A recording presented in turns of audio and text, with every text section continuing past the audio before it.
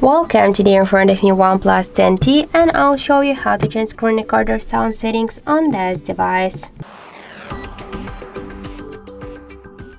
So first let's open the settings application and then scroll down to the system section. Here click to screen recording and you'll see here sounds section. Just if you want to use the microphone, for example, your screen recordings, you should use this switcher.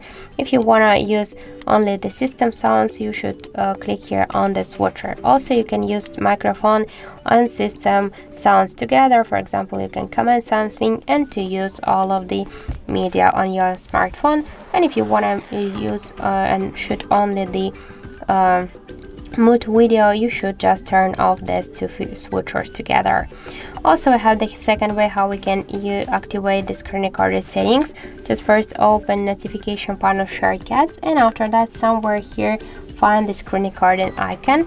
Hold for a while this icon, and now we can see that we just successfully open the screen recorder settings.